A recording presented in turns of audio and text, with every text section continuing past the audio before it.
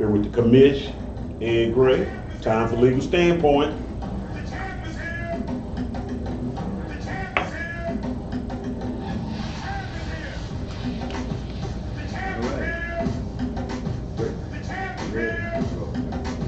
Five, four, three, two. All right, the champ is here. Loved by many, hated by a few, respected by all, second to none. Yeah, you like when I do that, second to none. Well, You know, okay. You do it. So. Well, you do it. You do it. I'm with Michael Todd. You know, Michael J. Todd. Oh, thank you. I was about to correct you with the J. No. I was like, Yeah, you know, but I'm hating. Like, I'm always hating. It's kind of like, not like Kamala, it's Kamala. You got to respect how somebody wants their name. Michael J. Todd. Okay, thank you, man. Thank you, man. I appreciate it. But you said Michael Todd earlier. I thought I was going to just follow along. When did I say that, man? You said it earlier. Counselor, I've been writing notes and everything. I learned how to take notes. There's nothing on that paper. Yeah, until I get ready to write it in there. Well, there's nothing on it. So You're not if you can't say I'm writing notes to verify what you say, and there's nothing on the paper. I retired from being a corporate executive. When I say I'm taking notes, trust me, by the time we go to arbitration, there will be a lot of notes. Okay, well, unfortunately, we're not in arbitration. But right now, I'm looking at a blank piece of paper. That's what I'm doing. When we get there, that's going to be what it is. It's going to be what it is. Chance, this is the deal. Me and him been doing this show now. How many years we been doing the show, man? We started off at a cigar bar in downtown Dallas. That's How many true. years ago was it? It's been a long time. I would probably say 15. 15? Yeah, 15. 15 years. And I'm 2015. 2015. I guess 16. Yeah, that's getting up there again. Yeah. And then we were with the radio station. Yeah. Then we migrated over here, and I'm always trying to keep up with them, man, because I have my cell phone out, which is charging up and everything. And this is what the deal is, Chance. This is what I'm gonna tell him. He got that thing right there. I had a block that I had, a block. I just put my phone in the block and everything. He looked at it and started laughing at it. Yeah, that was funny. Yeah. Wait a minute. Took some kid's Lego. But it was functional. Maybe so. It was functional. He said, "What is this?" Hey man, take that back to that child. What is this? Hey, some kid can't complete their man, my guys at work made that for me. It had sentimental value to me. Okay. Man. All right. And then I ended up getting this, man. I ordered this, man. Got this. Yeah, that looks a little light there, man. Yeah, because you had one like that. Then what'd you do? No, mine was made of metal. Mine was metal. It was good and sturdy, and it was heavy. Yeah. That looks a little flimsy right there. Yeah, that's flimsy. Now, it was made of metal. Now, what you got? Well, see, this one has a microphone on it. See what I'm talking about? It connects wireless and things of that nature. So. See what I'm talking about, Chance? So that's what I was saying. I was gonna wait to be on that. Oh, okay, yeah. That one's a little more high dollar. Like at the dollar store? No, high dollar. Okay. High dollar. Don't do it, dollar, man. It works, bro. That's it works. cool. It has sentimental value. Somebody gave it to me. All right. So hey, it has sentimental value to it. Well, I appreciate that, man. Sentimental value to me is like I got this. You ever seen one of these before, man? That's a jury summons. If I'm not, I suppose you're asking me this because this is legal standpoint. So you're asking me about. I always wanted to do that. Like I've seen, I like like they do in those TV shows. Have you seen this? Yes, I have. Let's have a little more. Okay, so they're asking you to come to jury duty. Wait, hold on. Let me get it. Yeah. And it's going to be at the George Allen Building. So what does that tell you? I'm going downtown. You're going downtown, but it's also a civil case, not a criminal case. Oh, so if you're skittish about somebody getting stabbed or seeing blood or somebody being shot or robbed, you don't have to worry about that. Probably be some type of divorce case or some type of accident case, something like that. You can handle that, can't you? Yeah. Okay. All right. So down on down. Okay, I'll go ahead and do Yeah, that. you can do it. But this is the point, folks. When you get one of these, always answer it. Don't hide it. Put it underneath the car seat. Don't forget where you put it at, that kind of thing. Go ahead and answer it. Because, see, you're going to have to answer to something else later. And what we're going to talk about, what you may have to answer to if Donald J. Trump is elected president of the United States. So that was a segue into that, man.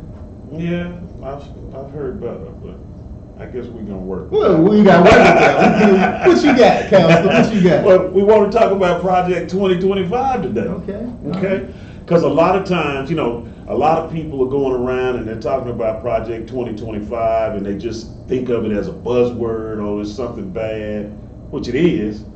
But what we really need to do is get an understanding of what it is and all the facts and circumstances surrounding it, so it will actually motivate people to know that they need to vote to keep this type of dystopian type America arising.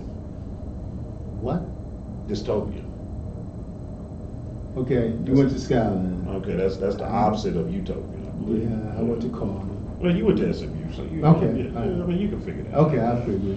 If not, during the break, man, we can pull out the computer and we'll look it up. All right.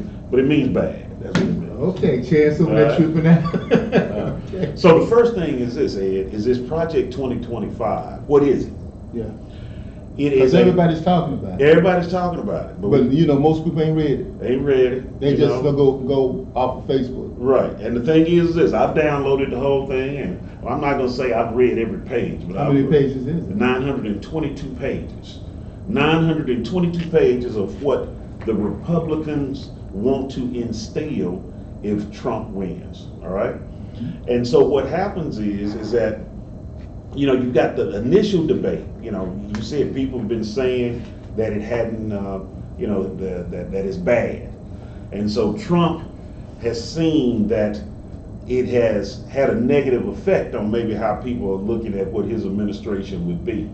So over the last month or so, he's been saying, man, I don't even know what this Project 2025 is, man. Well, everybody trying to say that I'm following this game plan. I'm not doing that. You almost slipped and said I'm gonna say what? bullshit.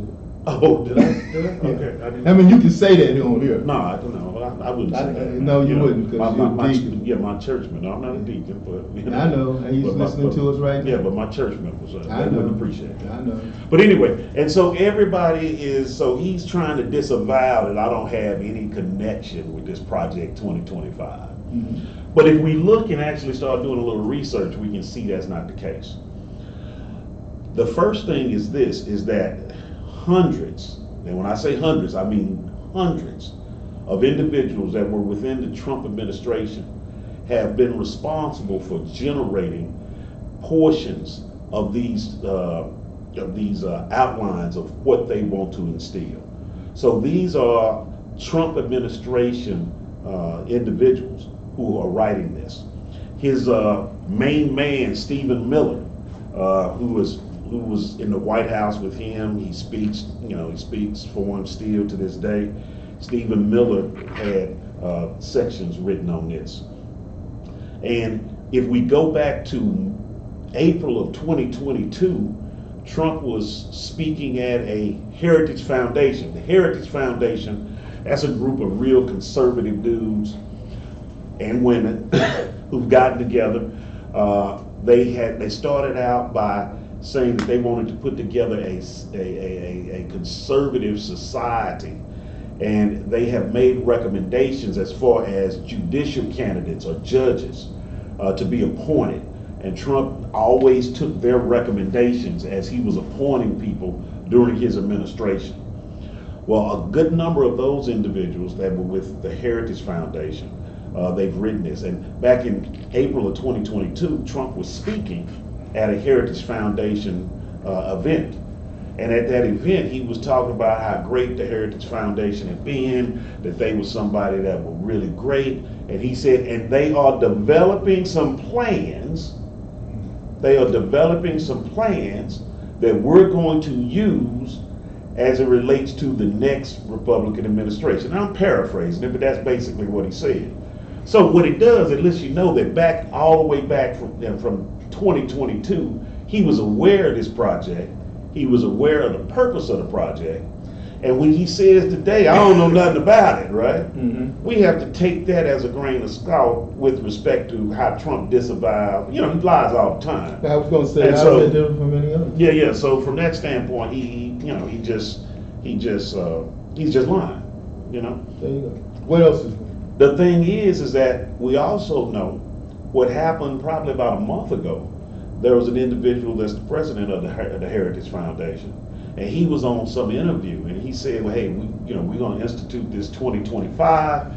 He says, and it's going to be an American revolution that can remain bloodless as long as the liberals allow it to be so. So that's giving a way out as well. Well, yeah. Well, that's what I'm looking at. Yeah, As yeah. long as the liberals allow it to. liberals. Yeah. Now, so what happened is that when that comment came out, people have been talking about Project 2025, but when that comment came out, everybody's really latched on like, well, what you talking about? An American revolution that will remain bloodless As long as the liberals allow it to? And so that really, I think, generated a lot of additional interest in, well, what is this Project 2025? So basically what it is that, like I say, all these conservative dudes, they have gotten together, and women, they've gotten together and they've come up with this playbook as it relates to key proposals that they want to institute on day one of a Trump administration. How can you have something administered on day one? Doesn't it have to be elected, approved through Congress? I mean, Well, the thing is not this. elected, but doesn't it have to be approved through Congress? Well, there's a president has something that he can issue, which we call an executive order. An executive order kind of is an order to the executive branch where he's telling them that this is how we are going to function from now on during my administration. And to be honest, it has the effect kind of law, because the thing is that departments, agencies, they issue a lot of regulations on things to do or things that they perform. And these regulations, if they change these regulations or if they change an executive order that's dictating how these regulations should be instituted or interpreted, then that's very powerful. And during that administration, that has a lot of sway as it relates to how that particular agency is going to handle cases. Let me give you an example. During the Trump administration, the Department of Justice, which has the authority to oversee the enforcement of the United States laws in America. You understand that? Well, during the Trump administration, they basically said, hey, we're not going to do any what we call overview. We're not going to do any oversight of police departments. And we're not going to go in and do investigations to see if they are treating all of the participants, all the population segments within their communities the same. A lot of times, if you have the Department of Justice go in and do that, if they find that there is discrimination or some type of excessive force or anything that's being used and it's a systematic issue, then they would enter into what we call a consent decree, where the U.S. government and that municipality, it could be the city of Dallas, it could be the Dallas County Sheriff's Department, it could be the state of Texas, whatever, right? They would enter into a consent decree to say, hey, look, this is how we're going to function from now on, and these are going to be the oversight type of that is going to be imposed, so we can make sure we're following that. Didn't that happen in Ferguson? Yeah, it did, because Obama was in office then. Well, Trump said, well, I'm not doing that anymore, right? And so he did an executive order that says, we're not doing that stuff anymore. So during the Trump administration, hey, police forces could do whatever the heck they wanted to do, right? And they didn't have to worry about any type of oversight from the Department of Justice. Sort of like shooting people who have boiling water in the pot. Right. Stuff like that. Because in that example, that's the Miss Massey example, if I'm not mistaken. Correct. In that, the Justice Department just indicated, I believe within the last week or so, that they were opening up an investigation as it relates to that shooting. If it had been a Trump administration, they probably would not have, because they had indicated we're not getting involved with that. So an executive order can have a profound effect. And that's how it drills down where people say, it doesn't matter who is elected president. Right, but it does. It does. But it does. And so, but let me give you one other thing now. So we've talked about the executive orders. So what's happening is that this Project 2025, they are generating executive orders consistent with this Project 2025 right now. And so they want to have these executive orders already ready to go on day one, where he can sign to start implementing these policies. And these policies would be dealing with all types of stuff. It would be dealing with abortion. It would be dealing with Social Security and Medicare. Wait, but hold on. Being that I'm retired, Social Security. Right. Talk to me on that. Okay. Well, basically what they want to do, they want to slash Social Security and Medicare earned benefits that have already been paid for, and they want to raise the eligibility age to 70. They also want to allow companies to cut or eliminate overtime pay. You know how brother, he working and the holiday comes up, or his past is for, he like, man, they asked me to do 5 more hours. I'm getting time and a half. I'm going in to get that money. Yeah. You heard a brother say that before, I know, right? I heard. Well, they trying to say, hey, man. I also know they slow down right before they do it. But the thing is this: they want to allow companies to cut or eliminate overtime pay. So overtime is cut. Right. They want to cut 40 million people from the food assistance program. Okay, that's food stamps, right? Food stamps. So how you gonna cut that? You're gonna either cut the people who are eligible for it, or cut the amount of the benefits. One of the two. Maybe what they're going to do is they're going to go back to the old Ronald Reagan days and say that ketchup is a vegetable. Mm-hmm. If I don't have to give tomatoes anymore, then I can just give a packet of ketchup and we just call it a day. So that'll cut down on the number of ramen noodles that people have. Right, or cut down on the thing. And they want to stop. Now listen to this. Biden has gone through. He and Vice President Harris, that administration, they have gone through. They just had a big rollout, I think, on Wednesday with Biden and Harris together, where they talked about how under the law that they passed under the Inflation Reduction Act, allow for them to be able to go in and negotiate with Big Pharma, with the big prescription, with the big pharmacy companies, to cut prescription prices for certain drugs. You remember that? Just happened this Wednesday. Project 2025 wants to stop Medicare's price negotiations with Big Pharma. All right, hold on again. I'm talking to you because you got this information out here, and some of that was on diabetes. Yeah, some of it was on diabetes. I'm a diabetic. Right, I know. Yeah. So Biden, this administration has gotten in with the negotiations where it's going to be limited to $35, and you have a $2,000 cap for your medications if you're on Medicare. However, if 2025 goes into effect, if he wins, right, they want to stop Medicare price negotiations with Big Pharma. So people think that that's not important because they don't know. Well, but it is important. So that's why we can't just sit here and talk about, 2025, and people say it's bad, but they don't know why. Don't know what it is. They don't know how it's going to impact them. Those things that we just talked about, those were major things for people that are our age, right? Now, somebody that's 18 to 30 might say, man, I don't even care about that. No, right? If it was 1980, I wouldn't care. Right. And guess what? Trump always wants to talk about the military. He acts like he loves the military, even though he's disrespectful to them. Calls them suckers. Yeah, calls them suckers. Said that the person who got the civilian Medal of Honor is better off than the person that got the military Medal of Honor. Because she gave him money. She gave him money.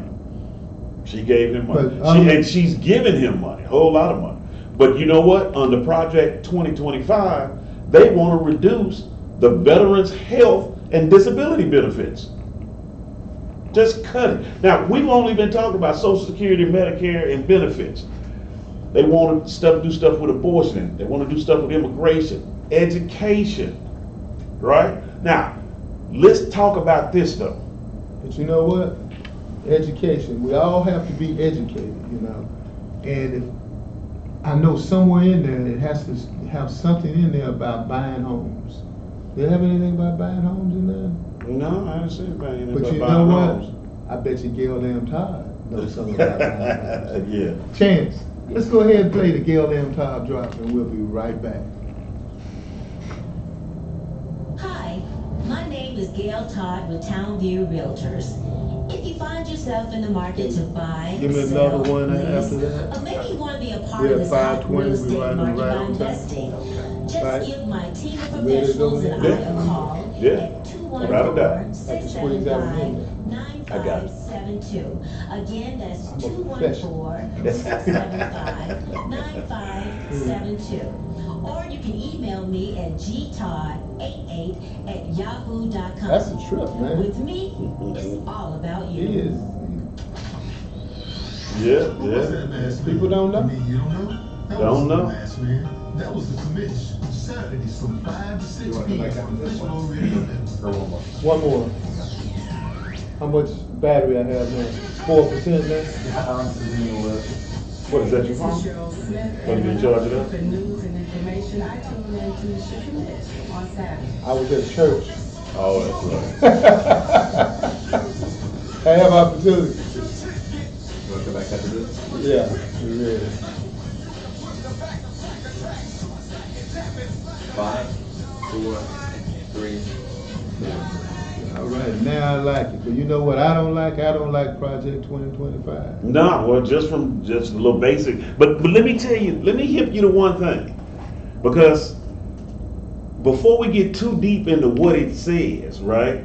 Because, I mean, we're talking about one particular area. It's like 10 different areas that are going to impact the whole nation, change the whole nature of this nation. But I want to talk about one thing when we said day one, right? That's the date in which he'd be dictator, right? Right, that he'd be dictator. On day one, right? We've talked about the executive orders. But people would say, oh yeah, well he might do an executive order, but a bunch of this stuff he wants to, got to go through Congress, things of that nature. People have to be, nominated and appointed. The Senate can kind of work as a check against all this, right? Right. That ain't how it's gonna work. Because what'll happen is this. The way that they're planning on implementing these executive orders is that they're gonna have their people in place. How do they put their people in place? They are getting a list of individuals that they are going to appoint to specific positions throughout the whole government as acting directors, Wait a minute, hold up. as acting appointees. Acting directors and a director. Okay, I got it. Acting director means you haven't been voted on by Congress. That's correct. So what's happened? At one point, I worked for the Department of Interior, right? So of course, the Secretary of Interior is going to be an appointed person, right? That's a cabinet level official. Underneath that, you may have a deputy. You have your deputy cabinet member, right? Then you have levels of people that have immense responsibility as far as implementing policy. So what they're going to do is that they're going to, rather than appointing, let's say, Ed to be the deputy director, they're going to appoint Ed as the acting deputy director. So what happens is that under the Federal Vacancy Reform Act of 1998, that person at the start of an administration can function within that position for 300 days without having to go before Congress. And what would also happen is that 300 days is good even if someone had been appointed in that position. And so that person will be able from day one to go in that they handpicked to put in there as an acting director, an acting administrator, and start the implementation of all these directives that are going to be in the executive And you orders. said 300 days. 300 Mike, days. level up on this one, please. Right, Mike, 300 level days. up on mine, please. 300 days. Correct. So on the 301st day, nothing happens, but then on the 302nd day, can this person be reappointed back again and it starts over? Well, again? the thing is this, there's a provision that basically says, let's say if somebody got, if they actually did appoint someone or nominate someone, during the nomination process, then that particular individual, then they couldn't have an acting person in that spot that's been nominated. But the one thing with Trump in his first administration was that there was always a complaint that the administration was not, that the personnel was not fully implemented. And so we had a lot of positions that were just open during the whole 4 years. So what was happening is he would put acting people in there, then that person would be there for a particular time. He could then nominate somebody. If he withdrew that nomination, then they could appoint a new acting person. So let's say they have an acting person, he's there for 300 days. They can say, okay, I'm gonna nominate X. Wait 10 days, say, you know what, we're gonna withdraw X. And then they could appoint somebody else that goes another 300 days. You follow? It's a way to manipulate the system. And we know he's the type of person that will be major into manipulation. Now, why did they have this? You said 1998. That was under the Clinton administration. Why did they have that? Well, actually, what was the letter of the law? Well, actually, the statute actually, did I say 98? It may be 78. Okay. Because it actually came into effect during the time period after. No, it's 1998. But a lot of it dealt with. I can't remember right off the top of my head what was the undergirding factor with respect. But to what why we they have passed now it. is. Yeah, but it's the Federal Vacancy Reform Act of 1998. Okay, now I'm looking at your notes, and I have some notes now. Yeah, I see you do have a few Yeah, I have notes some now. notes now. And a few. Yeah, I see. That's all right. Now you did that. But as I look at your laptop, you have abortion on there. That seems to be something that's the top of the list. Right. Well, the thing is this. Let's go. Now that we know how they're going to do it, right? We've talked about the Social Security and Medicare of what they want to do. You follow what I'm saying? Right. So on abortion, they want to criminalize abortion. They want to deny access to birth control and ban conception procedures like IVF. Wait a minute, birth control. Birth control. Now, why do they want to ban birth control? The pill. The pill. Well, I guess they're gonna ban all. They want to ban all type of birth control. I guess prophylactics also. They want to ban that. They want to make it a criminal offense to have an abortion, right? And they want to be able to jail the doctors and say women will be prevented from getting the care they need, including if they travel to a state where abortion is legal. Wait a minute. I thought he said, meaning Trump, said that if everyone has their own abortion laws, so if you have an abortion law in Texas, well, that's just it. You go to another state, okay, fine. So what you just said is contradictory. No, well, yeah, but the thing is this: we're listening to someone who lies habitually. I mean, he's gonna say whatever it is.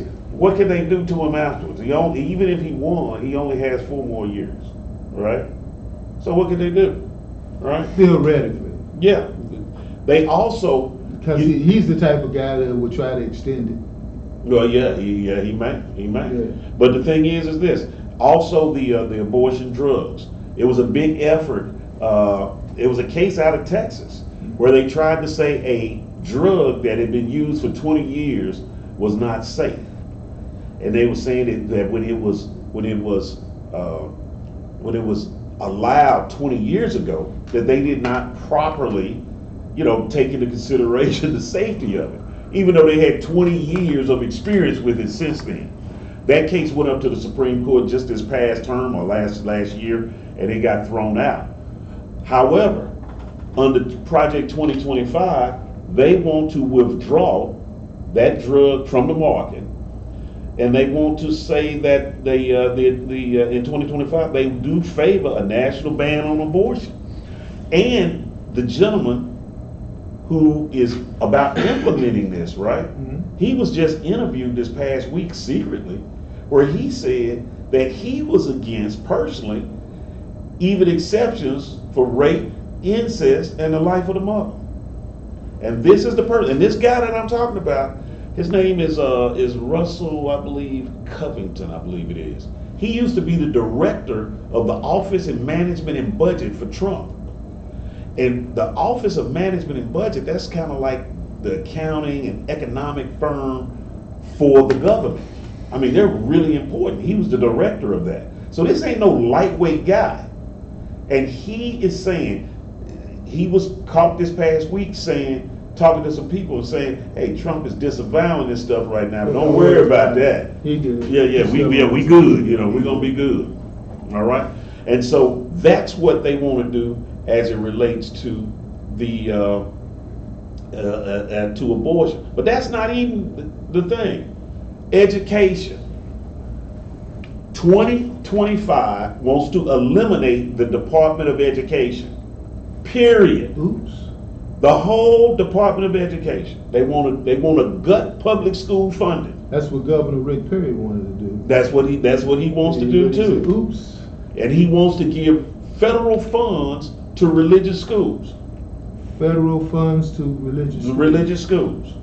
Right? So basically what they want to do is say, hey, we're going to cut this education department. We're going to gut the public school system. We want to do these vouchers where people can go wherever they want. We ain't got time to send our kids over here with these other folks. In Project 2025, they want to remove Black history from schools. Why? What is so scary about Black history that we can't learn anything? Come on, my DEI. Is that what it is? Yeah, DEI hire. And you know what? And guess what? See, that's the deal with this whole thing. And I've been listening to it. Is that we meaning Black folk, it was kind of like sold a bill of goods after this pandemic had occurred. George Floyd happened, and they started talking about we have a reckoning. You remember that, the reckoning? Right. That we've kumbaya, we see the error of our ways. And within 4 years, they started talking about DEI. Well, you know what? And I've said this before. They start, you get the white backlash on that. Well, and you know what? I've said this numerous times, is that I think a lot of this stuff with the DEI, the old critical race theory, erasing Black history, that, that white folks are being discriminated against, it all came from George Floyd. And the reason it came, Ed, is because when you saw the crowds that were protesting George Floyd, that wasn't like the civil rights movement where it was 95% Black folks. No. Man, it was Hispanic folks, it was white folks, it was Black folks, it was everybody, because they knew it was wrong. It was wrong. And so the thing is that these individuals who want to keep and dominate power, they saw that as, oh man, our kids are being indoctrinated here to start seeing what we have been doing or what has been done wrong in this country. Critical race theory. And from that standpoint, I think that's one of the reasons why they did. But the thing we can't. But wait a minute, hold on. Okay, hold on. What about the Juneteenth holiday? Well, that was. I mean, I'm playing devil's advocate. That's what some people will say. Yeah, well, I'm not saying it, but I'm just saying that's what it is. Well, what you saying? You saying is it in jeopardy? No, I'm just saying that's what they did. Right. You know, it's like a sleight of hand trick. Okay, I give you the Juneteenth holiday, but I'm going to go ahead and take away diversity, equity, and inclusion. I give you the Juneteenth holiday, but I'm going to go ahead and dilute affirmative action. I give you the Juneteenth holiday, but I'm going to go ahead and gerrymander you out of your congressional districts. Well, yeah, but the thing is this, but the people who are pushing DEI, exclusion, critical race theory are not the same people that move for the Juneteenth holiday, though. I mean, we can't conflate things now. No, that's not what I'm conflating. Well, what are you conflating? Yeah, you sound like you What are to I'm- me. No, what I'm saying is the whole deal is they did not want to give the Juneteenth holiday either. Well, yeah, I agree with So that. I'm I agree with saying that. this is the whole big picture of it, is to put people to sleep. Right. But let me say this though. I've told you about this guy. His Put name. people to sleep. So while all these brothers are sitting around talking about, well, we got a holiday. We got a holiday. I got a holiday. Oh, come on, man. Ain't nobody going around that. No. Well, I hope they die. No. I mean, come on, counselor. Well, you know what? I ain't Come talking on, holiday, man. but I took the Now, holiday. I ain't talking anyway. about that. I'm talking about this is the bigger picture on this. They said we give you a holiday, but we'll go ahead and make sure that some other things don't happen in your favor.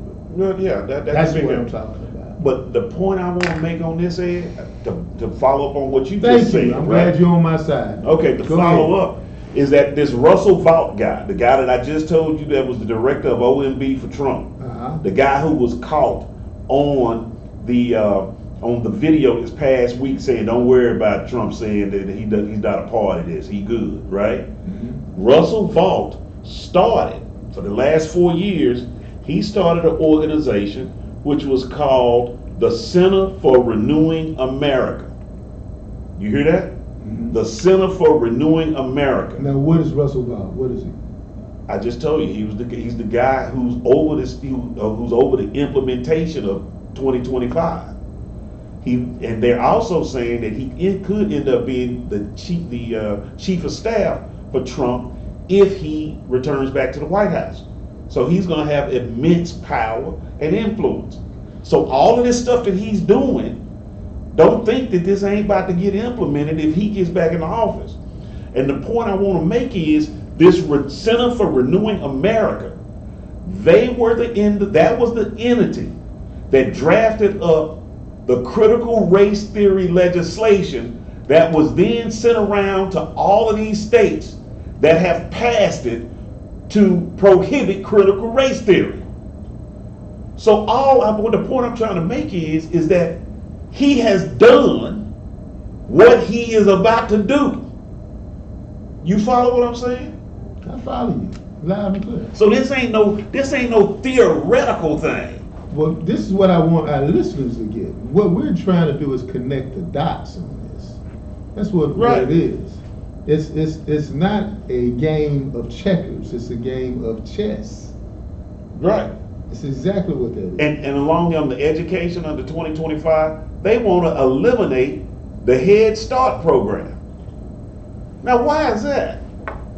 Kids who can't afford, right, lunches, whose parents can't afford, right, let's say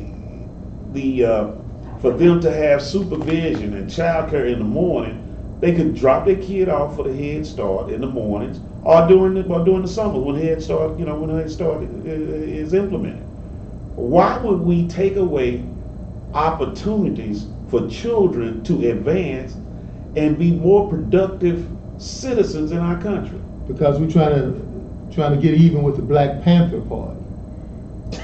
You say what? Well, you know, Head Start got started from the Black Panther Party. Well, that's true. That's Yeah, true. and that was part of one of the points of the Black Panther Party. So what I'm connecting the dots on this, that becomes racial in its intent, because that's what it does. Right. That's what I'm connecting the dots. Okay. Another thing that may be we just talked about the critical race theory. They want to And limit. it is involving race again. See, Right. everything comes back to Yeah. race. You know, like Spike Lee Or, said. or maybe there's some stuff, but Classism. religion or religion. because they got some stuff in here about white nationalism. Race, classism. Right. But like with racial justice, we touched on this, but they want to eliminate diversity, equity, and inclusion programs, and declares they are the equivalent with critical race theory, and that they're discriminatory to white people. They in 2025. So they're going to rewrite slavery and say, well, wait a minute, hold on. Yeah. We had some good masters too. We never talk about the good ones. Well, no, they're not even going to say that. They're going to say, man, that was just It existed. that was a good training program. It was a training. It's a It's jobs training. Yeah, it was a job corps. It was a job corps.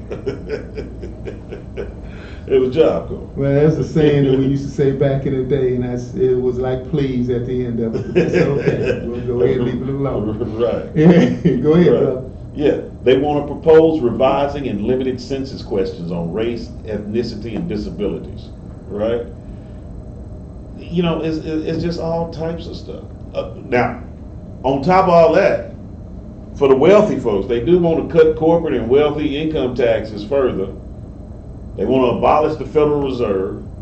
Yeah, I heard about that, abolish the Federal Reserve. Right. He said that about 2 days ago. Right. And they want to return to a gold-based currency. Okay. Like we got enough gold for all that now. Okay. All right?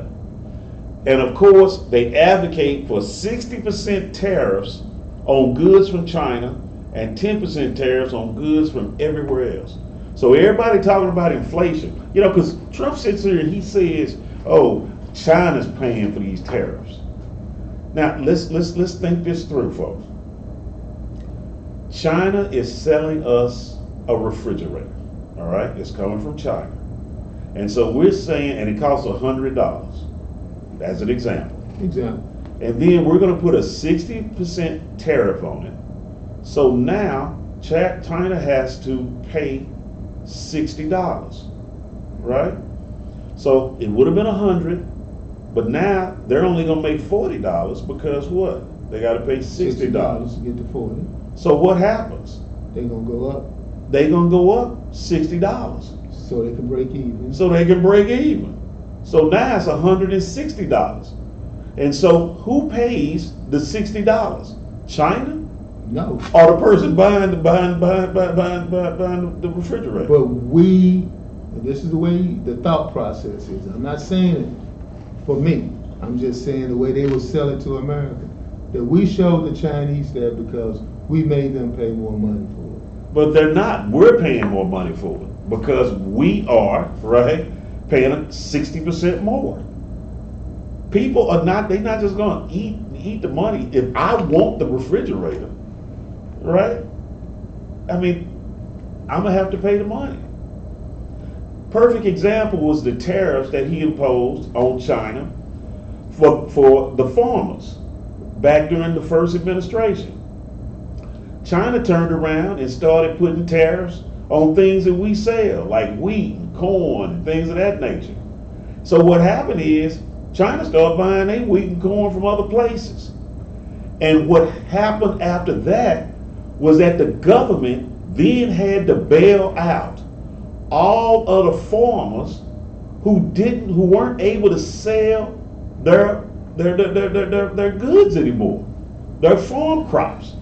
And I don't have a figure, but it was billions of dollars that we paid farmers for them to make up for the money that they lost. And he knew he had to do it because why? He needed them to vote for him still.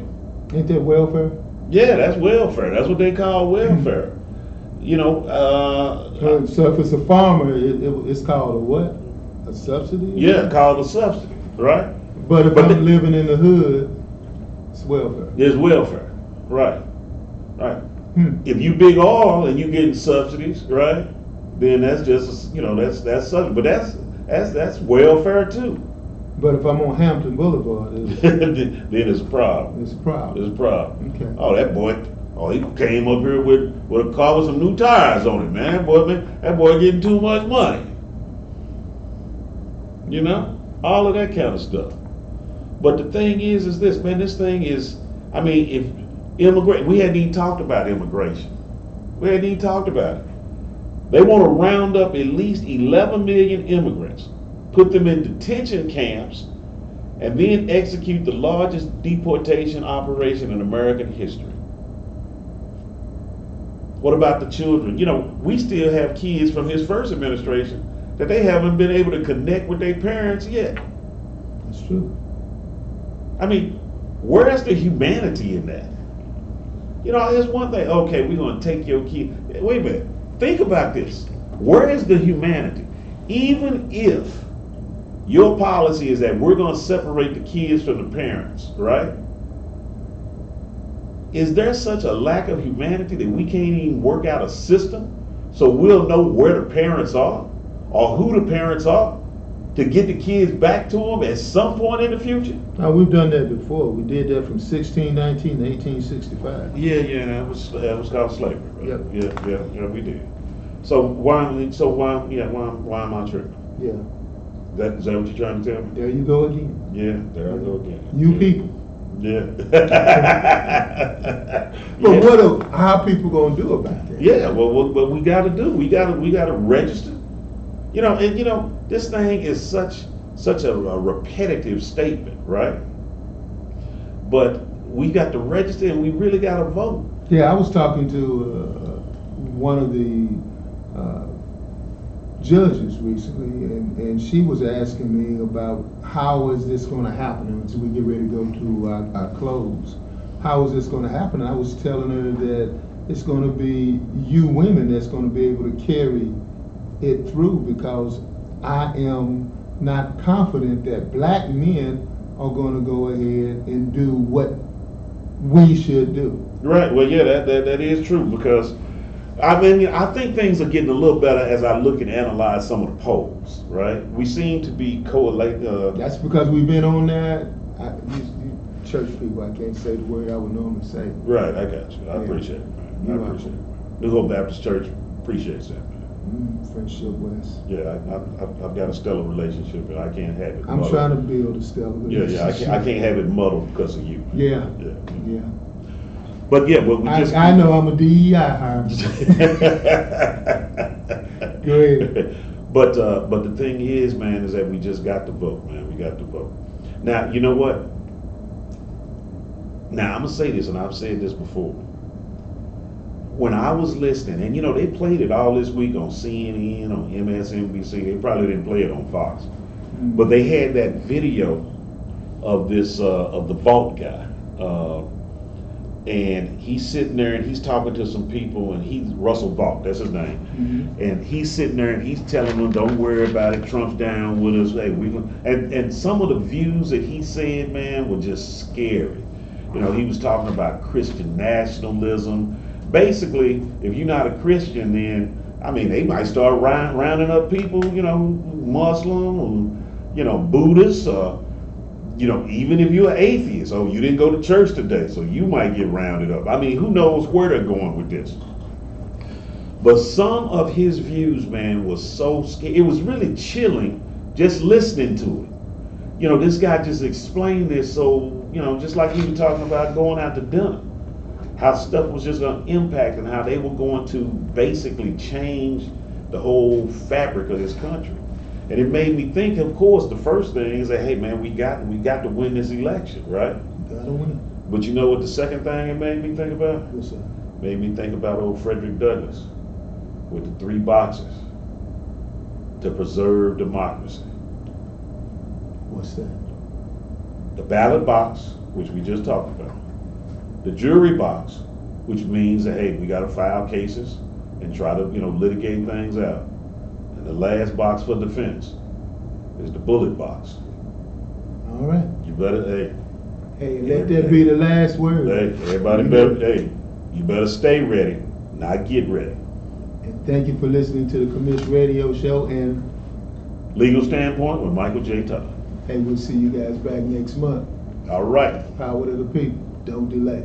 All right. Hey, thanks everybody. You know, whenever I want good Cajun food, I go to Thibodeau's. Yeah. I was gonna do that one right after this one. They're really hot. It's like the Commish Radio Show in Thibodeau's. Hot as this gumbo. We'll see you later at Thibodeau's. Hi, with Townview Realtors. If you find yourself in the market to buy, sell, lease, or maybe you want to be a part of this hot real estate market by investing, just give my team of professionals and I a call at 214-675-9572. Again, that's 214-675-9572. Or you can email me at gtodd88@yahoo.com. With me, it's all about you.